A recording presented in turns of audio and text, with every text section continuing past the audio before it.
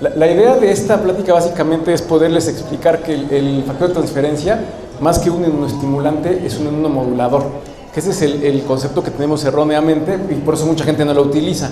Por ejemplo, los reumatólogos son de los que más son nuestros detractores, porque dicen, si tengo un paciente que ya está con un sistema inmunológico alterado, ¿por qué lo voy a estimular más, no? O sea, es de hecho hasta riesgoso.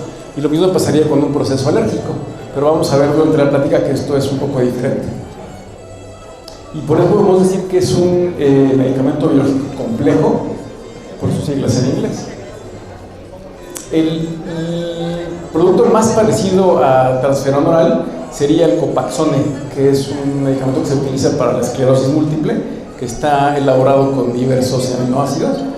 Pero lo que nosotros hemos visto con el tiempo y que queremos compartir con ustedes es qué es lo que tiene el transferón, qué es lo que lo hace diferente y qué es lo que está generando sus efectos a nivel biológico. Una vez que ya estuvimos estudiando las moléculas y pudimos separarlas en varios tipos, encontramos que el transferón oral tiene muchos péptidos humanos, todos, como les comento, de bajo peso molecular, y si se fijan existen varios ahí, como la anaquirina, tiene un poco de hemoglobina, tiene otros como la calpastina, pero curiosamente ya analizando un poquito más la información, lo que hemos visto es que el principal componente del transferón es la ubiquitina, que es un polipéptido de 76 aminoácidos que se describió originalmente en 1975 y finalmente se pudo caracterizar hasta el 2004. Esta ubiquitina se llama así, viene del latín ubiquitus, que quiere decir en todas partes, y es un polipéptido que se encuentra prácticamente en todas las células eucariotas.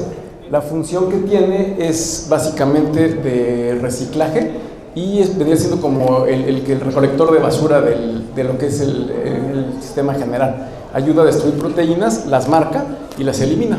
Eso es lo que parece que hace en general. Esa es la ubiquitina a nivel...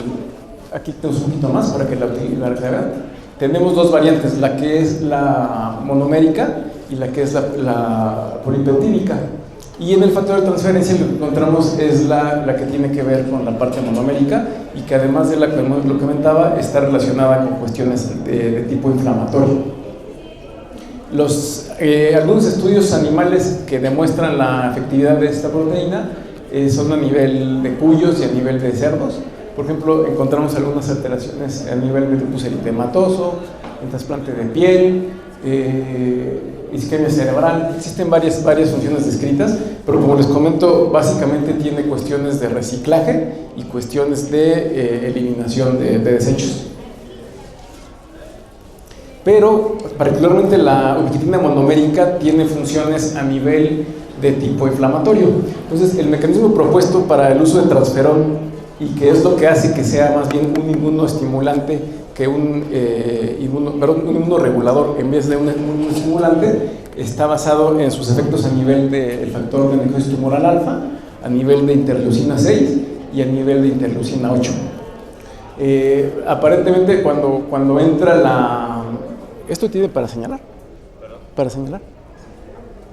Sí, es el rojo. ¿El rojito? ¿Ah? El rojito le deja apretado. Ah, qué perfecto. Entonces, aquí vemos qué pasa cuando toman el factor. El factor de transferencia, el consumo es por vía oral, porque muchas veces lo manejan como sublingual o lo manejan también inyectado. Ese tipo de presentaciones prácticamente se han eliminado porque hemos encontrado que la utilidad básicamente se produce por su consumo por vía oral.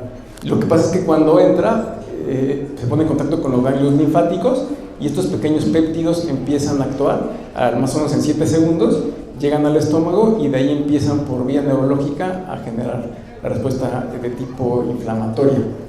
Básicamente la unión de la ubiquitina nos genera una modulación del eje de la quimosina 4, de la quimosina 2 y con su receptor, y a nivel de esto producimos cambios de elevación de interferón gamma, interleucina 8 y básicamente disminución del factor de necrosis tumoral alfa y la interleucina 6.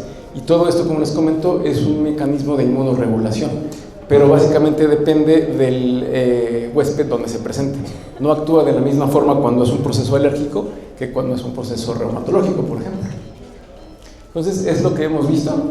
Como les comentaba, la afección es a nivel de los receptores Toll-like 2 y del eje de la quimosina 12 con su receptor. Esto es un poquito complejo porque, como les comento, la ubiquitina es el componente más abundante, pero no es el único.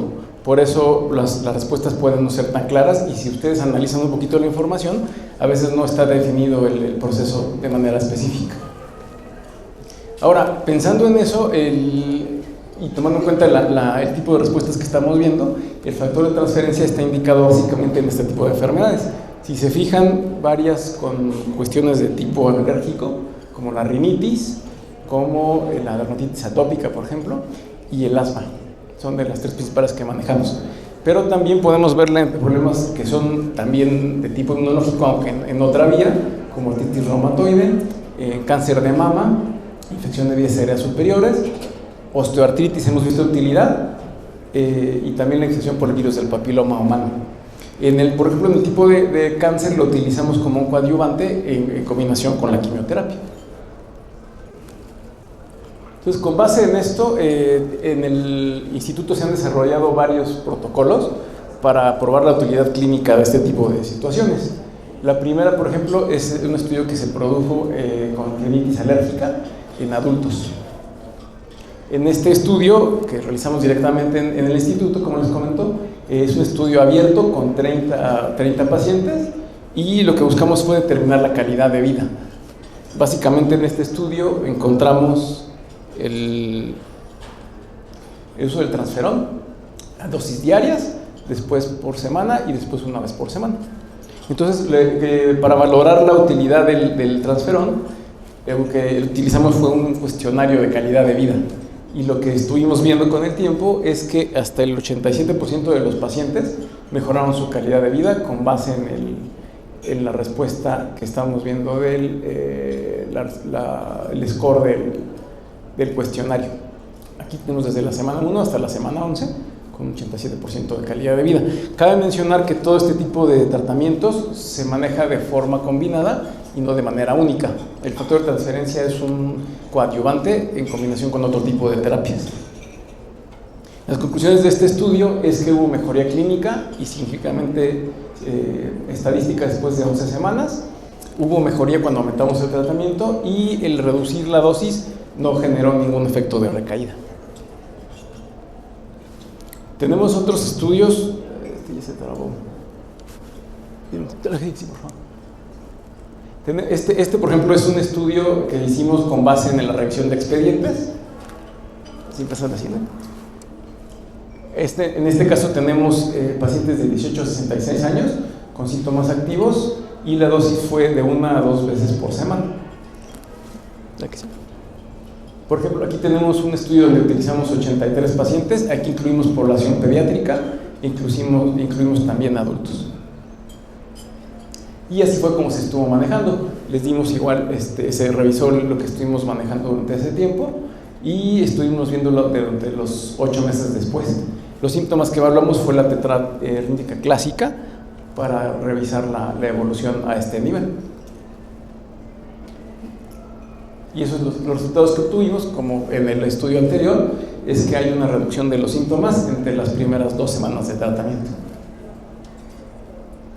Esta es la conclusión.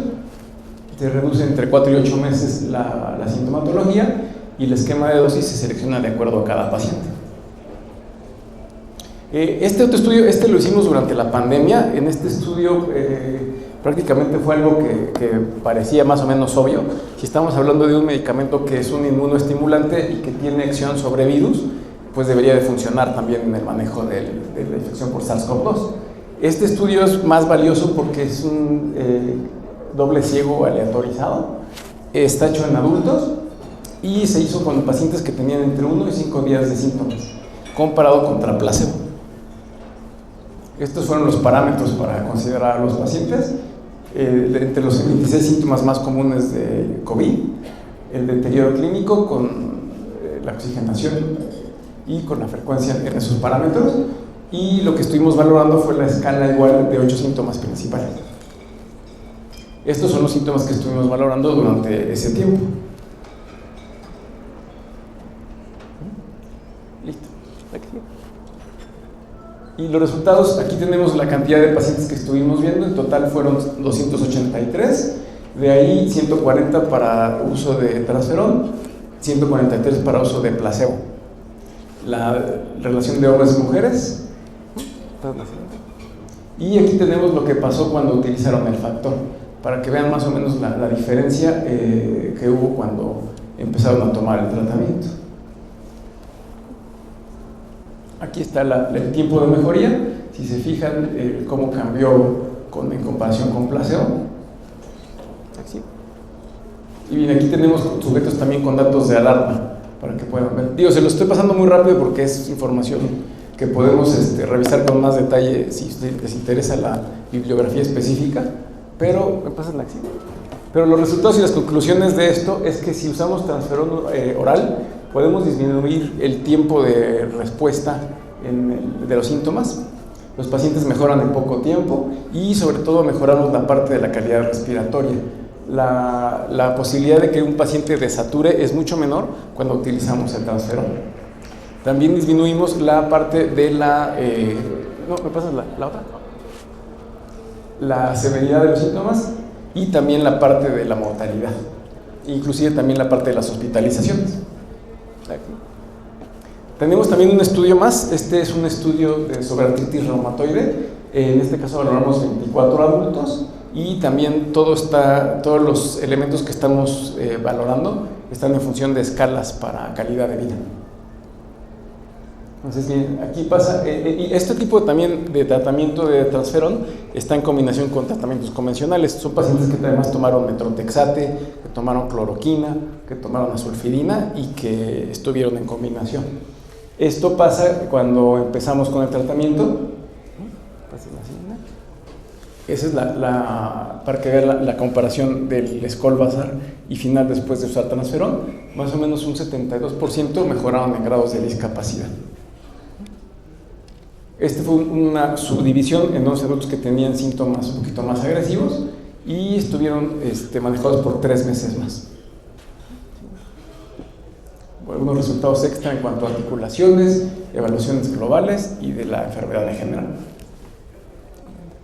Y las conclusiones de este estudio en artritis reumatoide es que el utilizarlo mejora los índices de actividad de la enfermedad, disminuye el número de articulaciones dolorosas y disminuye el grado de discapacidad. Entonces, si se fijan, estamos hablando de 3 enfermedades totalmente diferentes, donde la utilidad del producto es bastante notoria. Ahora, obviamente no todo es miel sobre hojuelas, a pesar de que el producto es bastante útil y está bien indicado para las enfermedades que estamos valorando, hay que saber qué tan riesgoso es utilizarlo. Por eso estamos valorando también su seguridad. Los efectos adversos los estamos valorando prácticamente todos los días. Los pacientes que nosotros vemos llenan un cuestionario para poder ver su respuesta al tomar el producto. Y con base en eso, lo que hemos encontrado es que transferón sí tiene efectos secundarios, pero afortunadamente no son de tipo grave, son transitorios y se resuelven dentro de las primeras 2 semanas.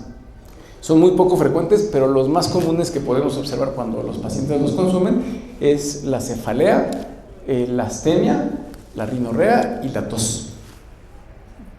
Aquí tenemos una escala, esto por ejemplo fue en el año 2023, que estuvimos valorando con cuestionarios, como les comento, diariamente, y esta fue la frecuencia.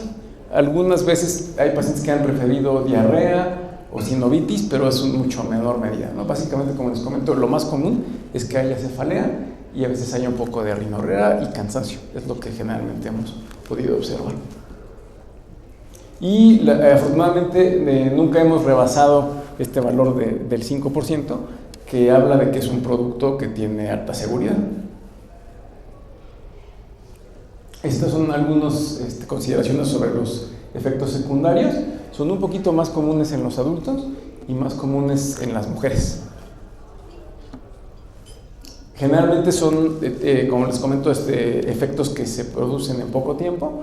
Generalmente se presentan en los primeros 4 días de tratamiento y es más o menos el 63% los que se reducen en ese tiempo. Más o menos los 14 días que que tarda, es lo que podemos observar, ¿no? Entonces, básicamente, la idea de esta ponencia es esa, darles una perspectiva de que Transferón es un producto que tiene un respaldo científico sólido, que está bien indicado en enfermedades con cuestiones de situación de complicación del sistema inmunológico y es un producto seguro. Entonces, muchísimas gracias. ¿Qué pregunta?